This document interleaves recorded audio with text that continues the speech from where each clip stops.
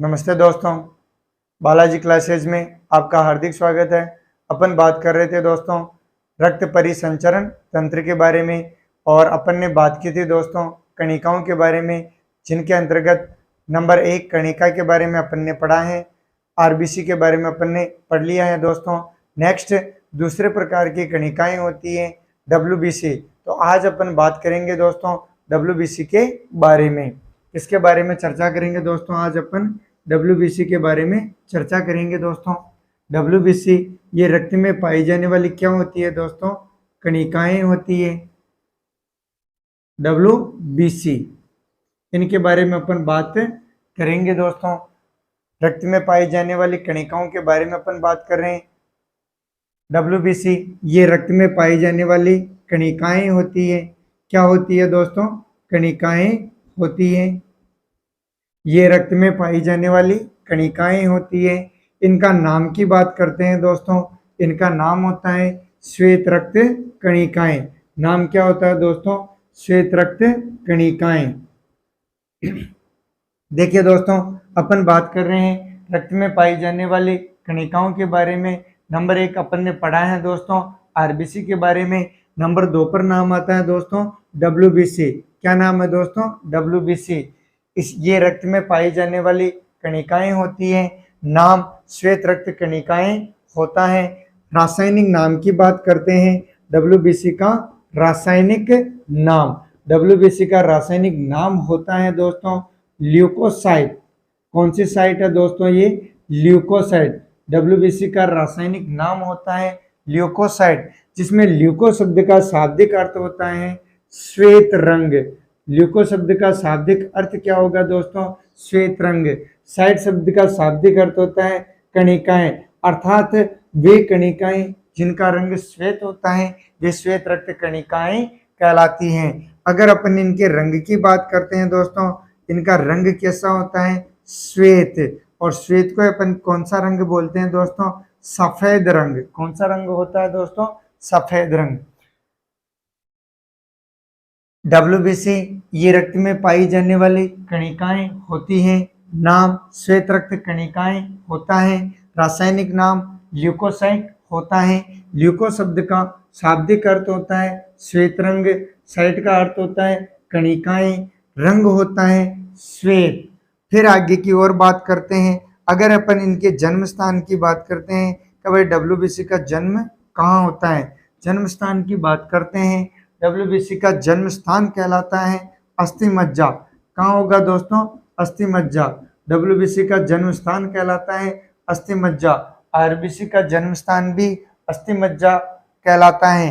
बिंबाणु का जन्म स्थान भी अस्थि मज्जा कहलाता है। इसलिए अस्थि मज्जा को कहा जाता है कणिकाओं का जन्म स्थान। क्या कहेंगे मित्रों? कणिकाओं का जन्म स्थान कहा जाता है। किसे कहेंगे दोस्तों? अस्थि मज्जा को। यहाँ से प्रश्न पूछा जा सकता है डब्ल्यूबीसी का जन्म स्थान निम्नलिखित में से होता है। कौन होगा दोस्तों? अस्थि मज्जा। अस्थि मज्जा को क्या कहते हैं अपन? कणिकाओं का जन्म स्थान। नेक्स्ट आगे की ओर बढ़ते हैं दोस्तों। अगर अपन इनके मृत्यु की बात करते हैं, डब्ल्यूबीसी की मृत्यु कहाँ होती है? डब्ल्यूबीसी की मृत्यु होती है दोस्तों प्लीहा में। कहाँ होगी मित्रगणों? प्लीहा में। डब्ल्यूबीसी की मृत्यु प्लीहा में। आरबीसी की मृत्यु प्लीहा में। बिंबाणु की मृत्यु प्लीहा में। इसलिए प्लीहा को कहा जाता है कणिकाओं का कब्रिस्तान। क्या कहेंगे दोस्तों? कणिकाओं का कब्रिस्तान। क्या कहेंगे दोस्तों? कणिकाओं का कब्रिस्तान। देखिए दोस्तों, मृत्यु कहाँ होती है? प्लीहा में। प्लीहा को कहा जाता है कणिकाओं का कब्रिस्तान। नेक्स्ट जीवन काल की बात करते हैं। जीवन काल की बात करते हैं।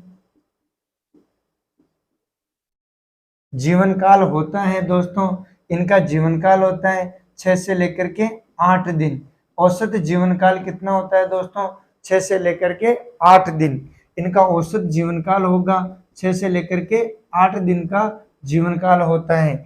अगर अपन बात करते हैं दोस्तों इनकी संख्या की, इनकी संख्या अलग अलग रूप में पाई जाती है।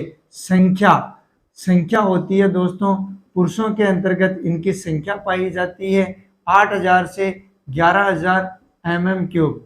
पुरुषों में कितनी संख्या होगी दोस्तों? 8,000 से लेकर के 11,000 mm³ पुरुषों में WBC की संख्या पाई जाती है। महिलाओं की बात करते हैं दोस्तों, महिलाओं में इनकी संख्या कम होती है, महिलाओं में इनकी संख्या कम होती है। औसत कितनी होगी दोस्तों महिलाओं में? महिलाओं में औसत संख्या पाई जाती है 6,000 से लेकर के 8,000 mm³ के बीच में इनकी संख्या पाई जाती है। संख्या पुरुषों में होती है 8,000 से 11,000 mm³, महिलाओं में होती है 6,000 से 8,000 mm³। अगर बात करते हैं दोस्तों इनके रेशियो की कि भाई आरबीसी अनुपात डब्ल्यूबीसी का रेशियो क्या होगा? आरबीसी अनुपात डब्ल्यूबीसी का रेशियो होता है दोस्तों 600:1। 600 आरबीसी पर डब्ल्यूबीसी कितनी होगी दोस्तों? 1 डब्ल्यूबीसी होती है। 600:1 का रेशियो पाया जाता है। आरबीसी अनुपात डब्ल्यूबीसी का रेशियो क्या होगा दोस्तों? 600:1 का रेशियो पाया जाता है। 600 आरबीसी पर 1 डब्ल्यूबीसी होती है। देखिए दोस्तों, आज अपन बात कर रहे हैं डब्ल्यूबीसी के बारे में। डब्ल्यूबीसी ये रक्त में पाई जाने वाली कणिकाएं होती हैं। नाम श्वेत रक्त कणिकाएं होता है। रासायनिक नाम ल्यूकोसाइट होता है, जिसमें ल्यूको शब्द का अर्थ होता है श्वेत रंग, साइट शब्द का अर्थ होता है कणिकाएं, रंग होता है श्वेत। जन्म स्थान कहलाता है अस्थिमज्जा, अस्थिमज्जा को कहते हैं कणिकाओं का जन्म स्थान। मृत्यु होती है प्लीहा में, प्लीहा को कहा जाता है कणिकाओं का कब्रिस्तान। जीवन काल होता है औसत 6 से लेकर के 8 दिन। कम से कम कितना होगा दोस्तों? 6 दिन। ज्यादा से ज्यादा 8 या 9 दिन के आसपास हो सकता है। संख्या पुरुषों में होती है लगभग 8,000 से 11,000 mm³ के बीच में पुरुषों में इनकी संख्या पाई जाती है। महिलाओं में लगभग इनकी संख्या होती है 6,000 से 8,000 mm³। और आरबीसी अनुपात डब्ल्यूबीसी का रेशियो की बात करते हैं तो इनका रेशियो होता है 600:1। 600:1। आगे की ओर बढ़ते हैं दोस्तों। आगे अपन बात करेंगे डब्ल्यूबीसी के कार्य। तो बात करेंगे दोस्तों डब्ल्यूबीसी के कार्य। डब्ल्यूबीसी का वेरी इंपॉर्टेंट कार्य होता है दोस्तों रोग प्रतिरोधक क्षमता को बनाए रखना। जो अपना इम्यूनिटी पावर सिस्टम है दोस्तों, प्रतिरक्षा तंत्र है, प्रतिरक्षा तंत्र को मजबूत बनाए रखती है। कौन बनाए रखती है दोस्तों? डब्ल्यूबीसी। तो डब्ल्यूबीसी का वेरी इंपॉर्टेंट कार्य क्या है दोस्तों? शरीर की रोग प्रतिरोधक क्षमता, शरीर की रोग प्रतिरोधक क्षमता को बनाए रखना, शरीर की रोग प्रतिरोधक क्षमता को बनाए रखना वेरी इंपॉर्टेंट कार्य है दोस्तों। डब्ल्यूबीसी का वेरी इंपॉर्टेंट कार्य शरीर की रोग प्रतिरोधक क्षमता को बनाए रखना। नंबर दो कार्य आता है दोस्तों हानिकारक जीवाणु तथा वायरसों को नष्ट करना। हानिकारक जीवाणुओं तथा वायरसों को नष्ट करना।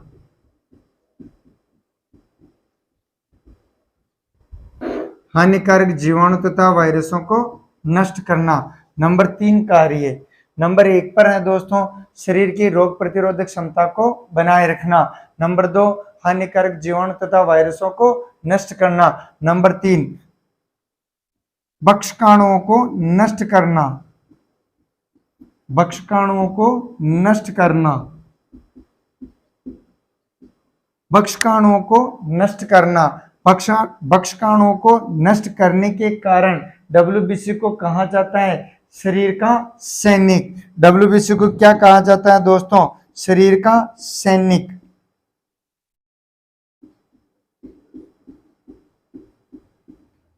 क्या कहेंगे दोस्तों? शरीर का सैनिक की संज्ञा दी जाती है। तो देखिए दोस्तों डब्ल्यूबीसी के कार्य की अपन बात कर रहे हैं। शरीर की रोग प्रतिरोधक क्षमता को बनाए रखना।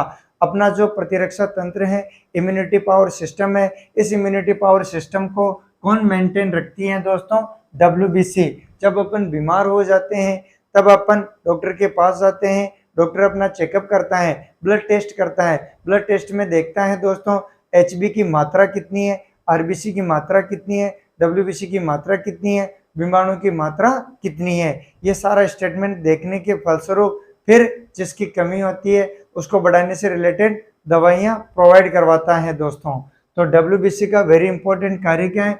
शरीर की रोग प्रतिरोधक क्षमता को बनाए रखना। नंबर 2, हानिकारक जीवाणु तथा वायरसों को नष्ट करना। नंबर 3, पक्षकाणुओं को नष्ट करना। पक्षकाणुओं को नष्ट करने के कारण इसे शरीर का सैनिक के नाम से भी जाना जाता है। क्या कहेंगे दोस्तों? शरीर का सैनिक के नाम से भी जाना जाता है। फिर आगे की ओर बढ़ते हैं दोस्तों। आगे अपन बात करेंगे WBC के प्रकार के बारे में।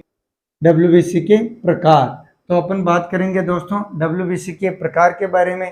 WBC 2 प्रकार की होती है। कितने प्रकार की होगी दोस्तों? 2 प्रकार की।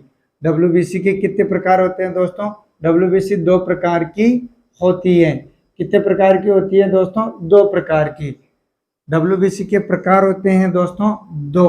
नंबर 1 कौन सा है दोस्तों? केंद्रक युक्त WBC। कौन सी WBC दोस्तों? केंद्रक युक्त WBC।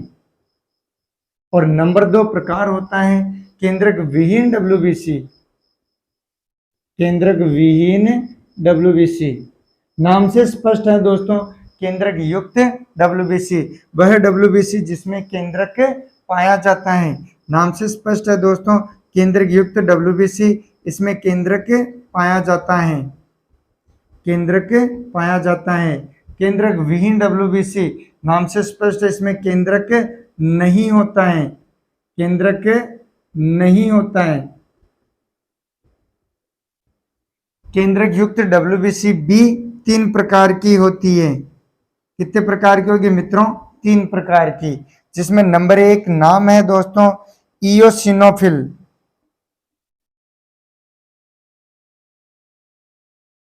इयोसिनोफिल। Number 2 basophil. Basophil. Number 3 neutrophil.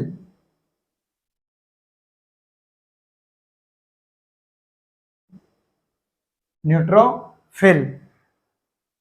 केंद्रक युक्त WBC 3 प्रकार की, इयोसिनोफिल, बासोफिल और न्यूट्रोफिल।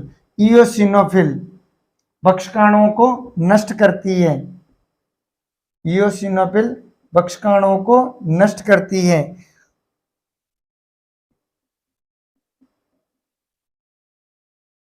इयोसिनोफिल का कार्य क्या है दोस्तों? पक्षकाणुओं को नष्ट करना। बासोफिल का कार्य क्या है? एलर्जी कारक का कार्य करना। कौन से रोग से रक्षा करती है दोस्तों? एलर्जी रोग से रक्षा। एलर्जी रोग से रक्षा अर्थात किसके रूप में क्रियाशील है दोस्तों? एलर्जी कारक के रूप में। एलर्जी कारक के रूप में क्रियाशील। और न्यूट्रोफिल हानिकारक जीवाणुओं को नष्ट करना। हानिकारक जीवाणुओं को नष्ट करना।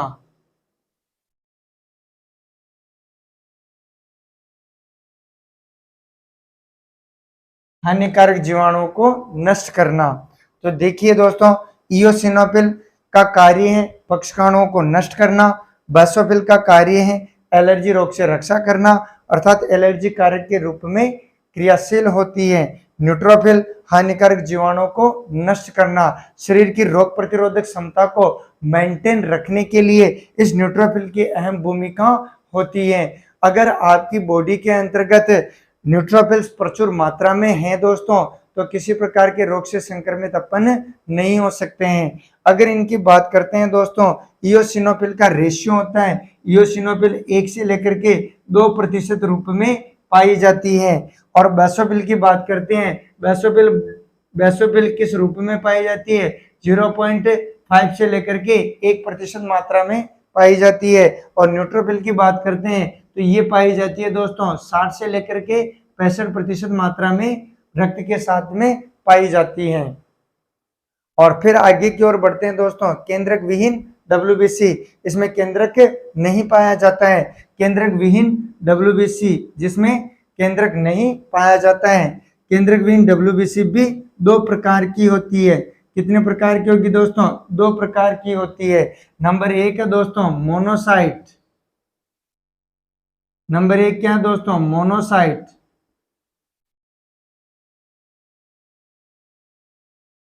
नंबर 2 क्या है दोस्तों? लिम्फोसाइट। लिम्फोसाइट।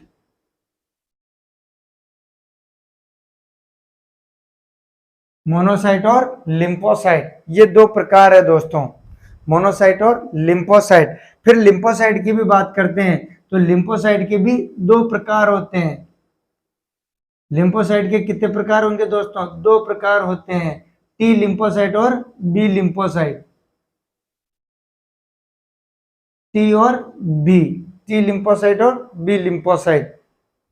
देखिए दोस्तों, अपन बात कर रहे हैं लिम्फोसाइट्स के प्रकार। लिम्फोसाइट भी कितने प्रकार की होगी? 2, टी लिम्फोसाइट और बी लिम्फोसाइट।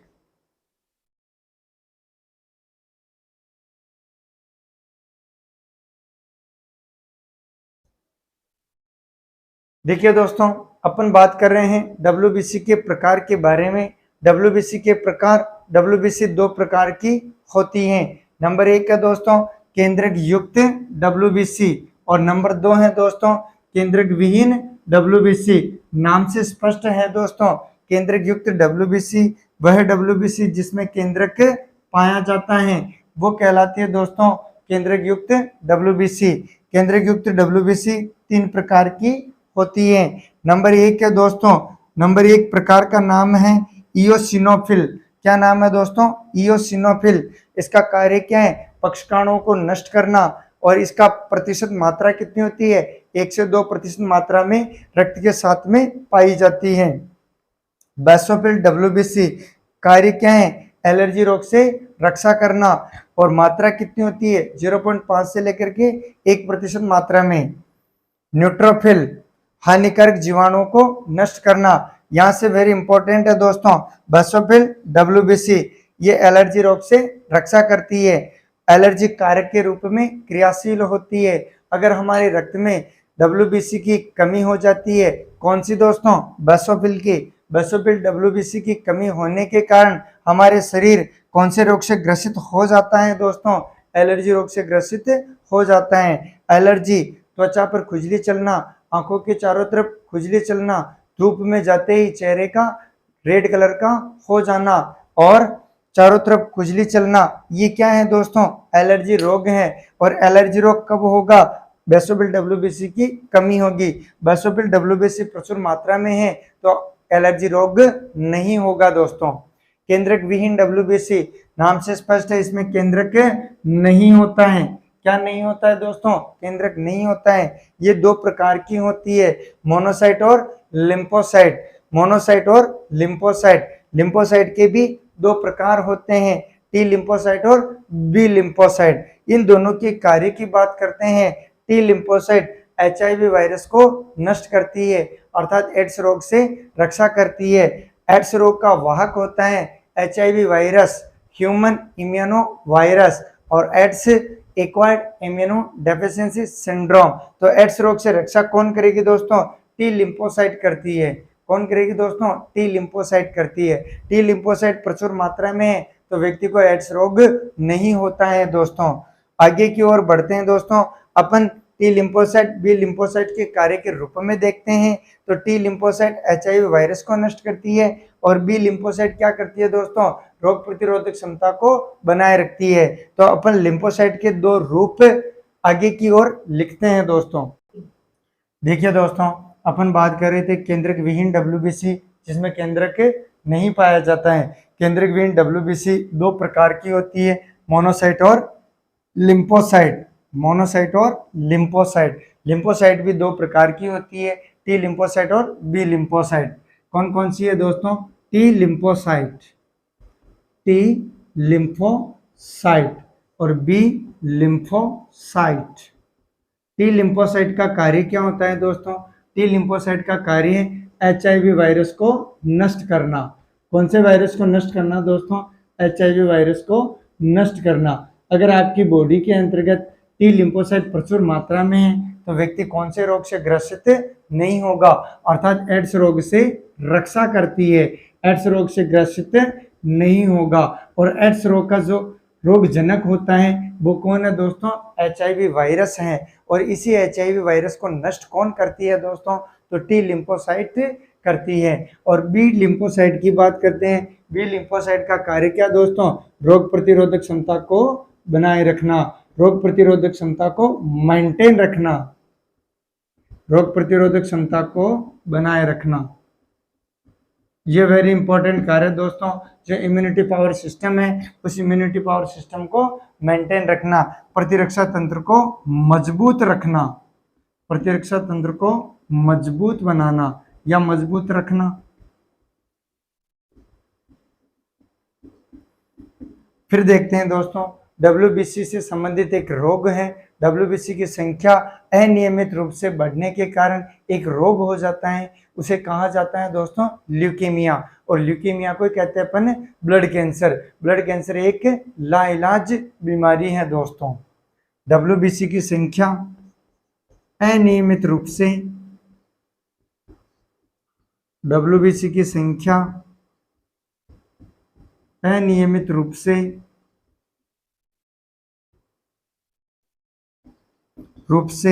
बढ़ने के कारण ल्यूकेमिया रोग हो जाता है। कौन सी मियाँ लग जाती है दोस्तों, ल्यूकेमिया रोग। कौन सा रोग हो जाएगा दोस्तों, ल्यूकेमिया, ल्यूकेमिया रोग हो जाता है। इसे ब्लड कैंसर भी कहा जाता है, इसे ब्लड कैंसर,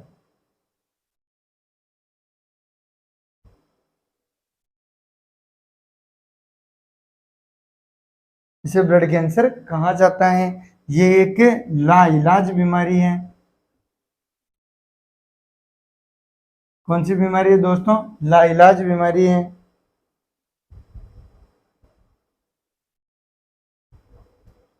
ऐसी बीमारी जिसका कोई इलाज संभव नहीं है, वो कौन सी बीमारी कहलाती है दोस्तों, लाइलाज बीमारी कहलाती है। तो देखिए दोस्तों, अपन बात कर रहे थे WBC के प्रकार के बारे में। WBC दो प्रकार की होती है, WBC दो प्रकार की होती है, केंद्रक युक्त WBC और केंद्रक विहीन WBC। केंद्रक युक्त WBC 3 प्रकार की, इयोसिनोफिल, बासोफिल और न्यूट्रोफिल। फिर देखा दोस्तों अपन ने केंद्रक विहीन WBC जिसमें केंद्रक नहीं पाया जाता है। केंद्रक विहीन WBC 2 प्रकार की होती है। कौन कौन सी होती है दोस्तों, मोनोसाइट और लिम्फोसाइट। कौन कौन सी होगी दोस्तों, मोनोसाइट और लिम्फोसाइट। लिम्फोसाइट भी 2 प्रकार की होती है, टी लिम्फोसाइट और B lymphocyte. T lymphocyte HIV virus को नष्ट करती है। कौन से रोग से रक्षा करती है दोस्तों, एड्स रोग से रक्षा करती है। और बी लिम्फोसाइट रोग प्रतिरोधक क्षमता को बनाए रखती है, अर्थात प्रतिरक्षा तंत्र को मजबूत करती है। शरीर का इम्यूनिटी पावर सिस्टम है प्रतिरक्षा तंत्र, इसको मेंटेन रखने का कार्य करती है। कौन रखती है दोस्तों, WBC। WBC की संख्या अनियमित रूप से बढ़ने के कारण व्यक्ति को एक रोग हो जाता है, उस रोग को कहा जाता है ल्यूकेमिया रोग। इसी ल्यूकेमिया रोग को कहा जाता है ब्लड कैंसर। ये एक लाइलाज बीमारी है। इस ब्लड कैंसर की 4 स्टेज होती है, first stage, second stage, third stage और फोर्थ स्टेज।